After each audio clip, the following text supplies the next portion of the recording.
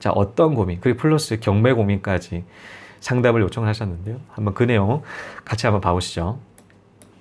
자, 유튜브 잘 보고 있습니다. 투자를 시작해 보려고 하는데 전세 끼고 서울 지역 재개발 빌라 사뒀다가 뒤에 시세 차익을 보는 쪽은 어떨까요? XX 구역이나 뉴타운 개발 예정 지역이었다가 지지부진하다 해제된 곳인데 조합 설립 전에 사두는 것이 올해는 걸려도 나중에 차익은 클 듯해서요. 좋은 부탁드립니다. 가 첫 번째였습니다. 자, 이 재개발 부분에 대한 투자 고민이 있으셨죠? 저는 투자 부분에 있어서 순서가 있다라고 저는 생각을 하거든요. 첫 번째는 일반 매물, 일반 아파트라든가 이런 오피스텔이라든가 이런 거주형 그런 목적을 가진 그런 엔트리 레벨, 저도 마찬가지로 엔트리입니다. 엔트리 레벨에 있는 그런 투자를 집중을 하시라. 그 말씀을 드렸습니다. 그리고 두 번째 중급은 이제는 상가예요. 상가를 투자를 하는 거. 세 번째는 이제는 재건축이라든가 재개발 그리고 건물 부분이 있습니다. 저는 그렇게 생각합니다. 왜냐하면 오래 걸려요. 일단 건물 살려고 하면 돈이 많이 들고 종잣돈이 많아야 되지 않겠어요. 주가 성과가 좀 어느 정도 있는 상태에서 종잣돈 많이 확보를 한 상태에서 시세 차익까지 같이 가져갈 수가 있는, 정말 크게 가져갈 수 있는 고가의 건물 부분이라고 생각을 하고, 재건축 말씀드렸다시피 최소 10년이에요. 10년 동안에 인내를 해야 됩니다. 지인 사례 잠깐 말씀을 다시 한번 드리겠습니다. 자, 그분 같은 경우도 2017년에 입주를 했거든요. 2017년 초에 입주를 해서 2006년에 그 아파트 그 재개발 그 주택을 하나를 샀어요. 자, 그때 샀던 가격이 5억 5천이었고, 자, 이주비가 2억 3천이 나왔습니다. 자, 재건축, 재개발, 이제는 빼야 되죠. 짐을 빼야 되기 때문에 시공사에서 이주비를 전달을 하는데 그 비용이 2억 3천이었고요. 자, 실투자금은 3억 2천이었는데 이게 한 3배 정도 뛰었습니다. 9억 6천 정도. 그러니까 한 10억 정도로 보면 될 것 같아요. 자, 이렇게 10년 동안 있었는데요. 자, 그분은 아직까지 기억을 하고 있습니다. 제가 14년부터 그분을 접해서 15년, 14년, 15, 16까지 굉장히 스트레스를 많이 받았거든요. 자, 투자를 했는데 바로바로 성과가 안 나오잖아요. 자신이 투자를 하고 싶어하는 그런 물건들이 있음에도 돈이 없다 보니까 10년 동안 손가락만 빨았다라고 하더라고요. 손가락을 빨았어요. 빨리는 게 없다라는 겁니다. 투자를 하고 싶어 투자를 하지 못하는 그 인내를 해야 된다. 자, 그러면 돈이 없기 때문에 이제는 추가적인 투자금이 없다라고 하지만 돈이 있는 사람들은 그 재건축을 한다고 투자를 한다고 하더라도 다르게 투자를 계속적으로 이어갈 수 있는 돈이 있다라면 저는 뭐 괜찮다라고 생각을 해요. 그런데 이제는 대부분이 사실 한 채 투자를 하고 몇 채 정도를 투자를 할 정도의 금액밖에 없다 보니까 이런 오랫동안 투자를 하는 그 묶여있는 그런 부분들이 굉장히 또 한 곳에 그 큰 금액이 묶여있다.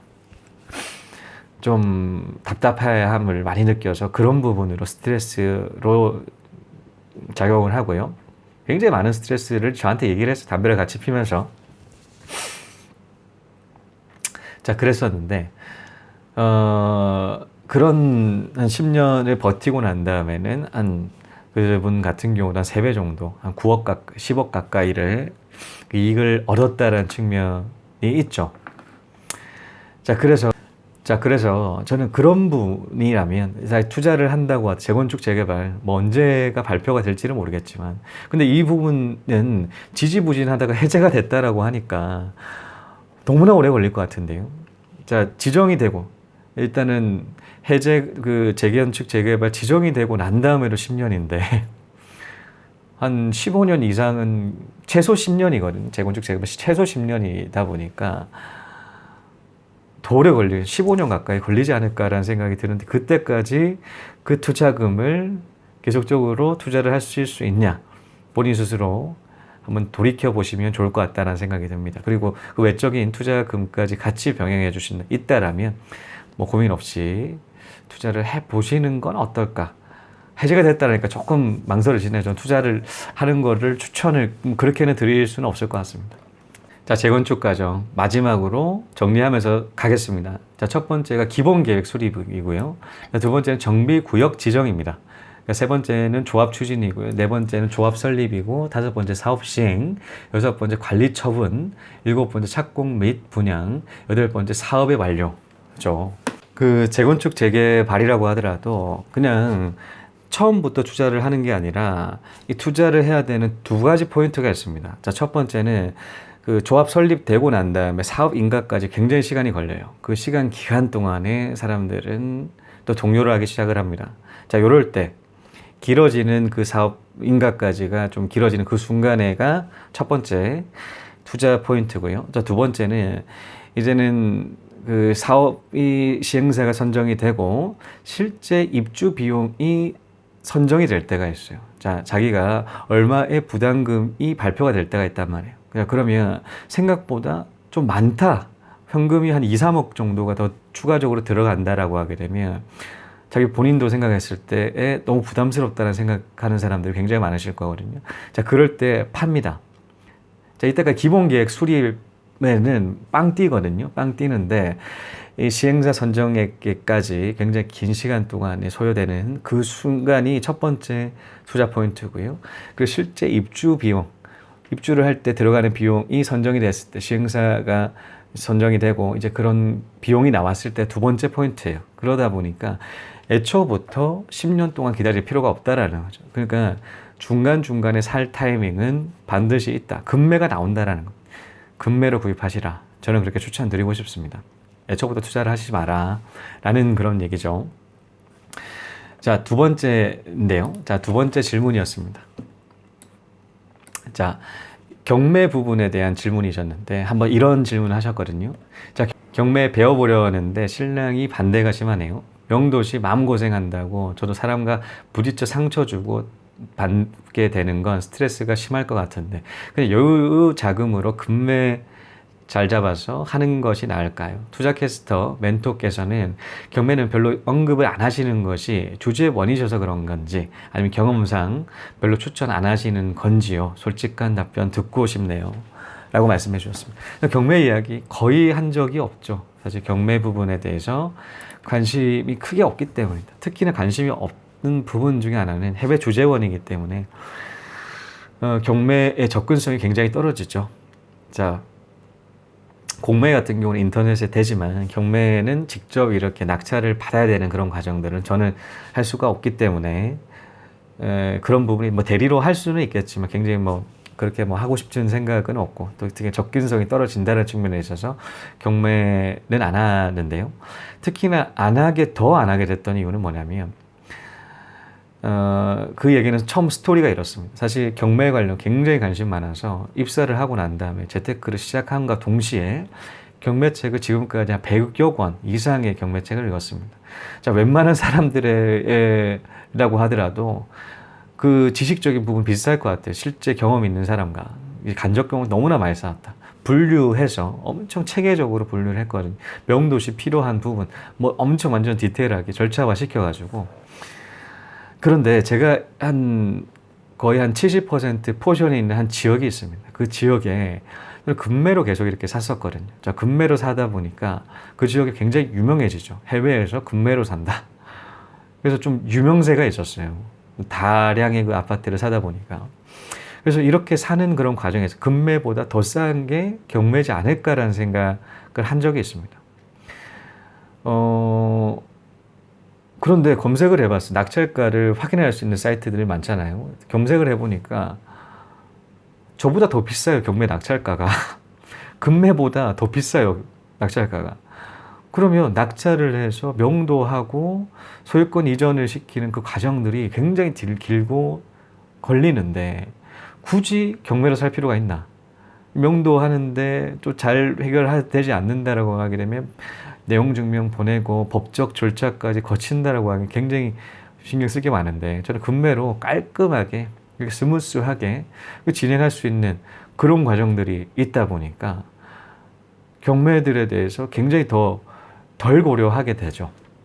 지금은 이런 생각을 하고 있습니다. 일반 매매 아파트 매매는 굳이 경매로 갈 필요가 없다. 지금 같은 경우가 사람들이 경매에 굉장히 많이 유입되고 있다 보니까 아파트는 그렇게 시세 차익이 그렇게 크지가 않다라는 측면이 있죠.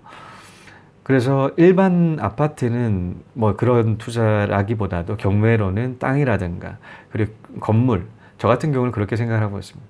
한국에 복귀를 한다라면 경매를 조금은 할 것 같아요. 왜냐하면 감 잡고 이제 경험을 쌓기 위해서 몇 견의 일반적인 물건들을 다루지만 대부분은 다 땅이라든가 특히나 건물을 살기 위해서 경매에 집중할 것 같습니다. 저는 그렇게 생각을 해요. 그리고 이분 같은 경우 이런 얘기 하셨죠. 명도시 마음고생 한다고 저도 사람과 부딪혀 상처 주고 받게 되는 건 스트레스가 심할 것 같다라는 말씀을 하셨는데요. 명도 스트레스가 굉장하죠. 사람과 사람이 만나서 이렇게 해결하다 보니까 그런 어려움들이 있어요. 그런데 이것도 마찬가지예요. 스킬이 있는 사람들은 스트레스 하나도 없이 해결할 수가 있습니다. 한 가지 말씀드리게 되면 굳이 세입자를 만날 필요가 없다. 이제는 명도를 한다라고 하게 되면 이 일반 월세를 사는 사람이든 전세를 사는 사람이든 살고 있지 않습니까? 자, 그런 사람들에 해당되는 그 정보는 이제 경매에 있는 물건을 확인하는 그 서류 부분을 확인했을 때 확인돼요. 전세. 그게 있죠. 전세 계약서라든가 그 계약서, 월세 계약서로 해당되는 전화번호, 세입자 전화번호가 기입되어 있으면 그걸 기록해서 낙찰자니까 뭐 문자로 해결한다. 그래서 어떠한 경매 투자자 같은 경우는 단 한 번도 자신은 낙찰을 수십 건 그렇게 받았지만 그 세입자랑 직접 만난 적은 없다. 전부 다 문자라든가 통화로 진행을 했다라는 얘기를 할 만큼 명도 부분 그렇게 어렵지 않게 생각하셔도 될 것 같습니다.